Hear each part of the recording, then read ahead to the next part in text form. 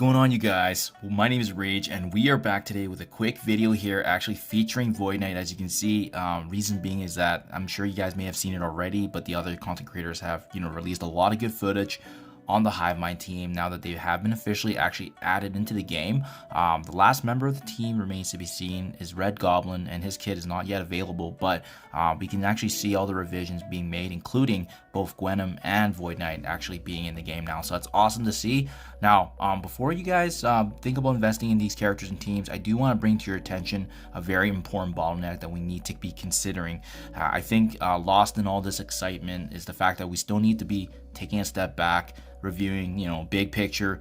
Do building these characters and teams make sense, especially if you want to push them to maximal levels? There are going to be some implications, especially if you have bottlenecks such as this. So that's exactly what I want to talk to you about. The big issue here, guys, is the augmented alien spores.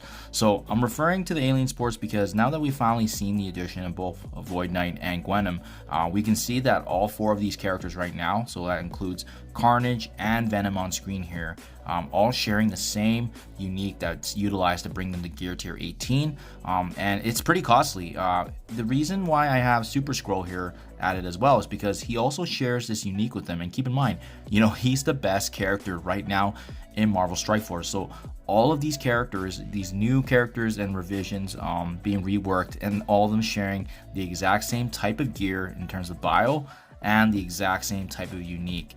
It creates a very unique situation, if you will, in terms of we haven't seen this kind of bottleneck in actually the last couple of years. I think the other prevailing one is Osmium and Miasma, especially when we're taking a look at how we're gonna be planning the characters for Dark Dimension 7, especially implementing the mythic characters. But this is a big one, guys.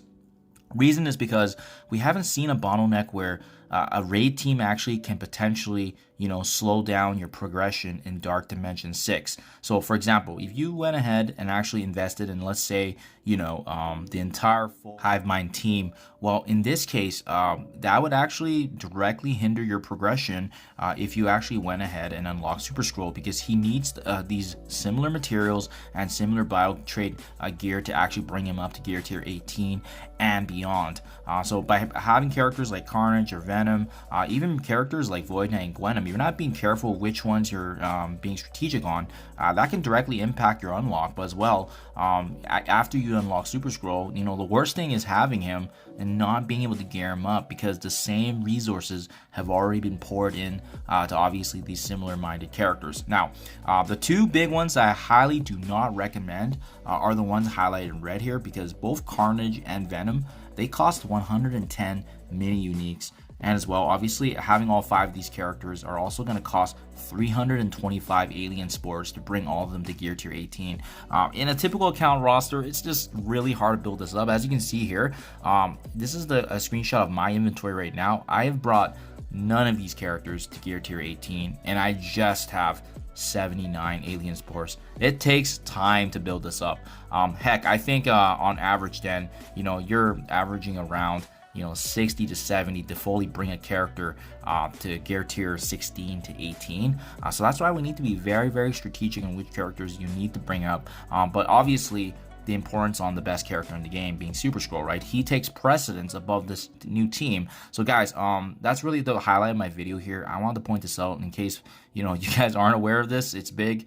Some folks don't look into this detail, especially when they take a step back and identify that they are consisting of the same gear, the same uniques, the same mini uniques being utilized for the best character in the game. So I highly stress, I think once these teams come out fully and we can test it out, I definitely believe that we can get the job done with gear tier 16, maybe 17 in the high incursion rates. But otherwise, I know for a fact that Carnage and Venom are definitely not going to be gear tier 18 in my roster.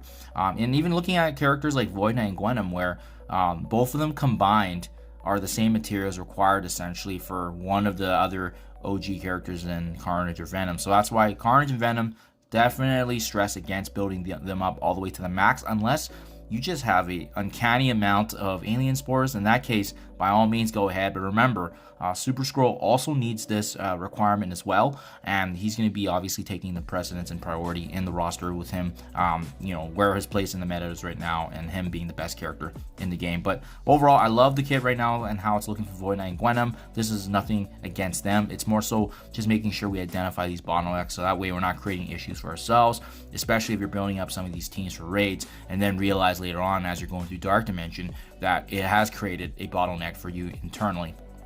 So guys, for that reason, you know, always stress my recommendation, which is just wait and see. Don't gear tier 18 or 19 anything unless absolutely necessary. Super Skrull is going to take priority above all the other characters. We know that new teams and legendaries are constantly coming out with raids and Dark Dimension 7 new game mode, so we always need to be on the watch. I think gear tier 16 is a safe place to obviously park for a bit, but we don't know what those difficulties are going to look like until the full raid team comes out, especially with Red Goblin around the corner. And as well, make sure you guys are saving your gold, teal uniques, and prepare. That's all we really can do in the meantime. But otherwise, yeah, this team looks super exciting. Can't wait to try them out. And obviously, I'll let you guys know if we can get through some minimum power levels. Hope you guys enjoyed this. Let me know what you think in the comments below. Thank you as always, and I'll catch you guys in the next one.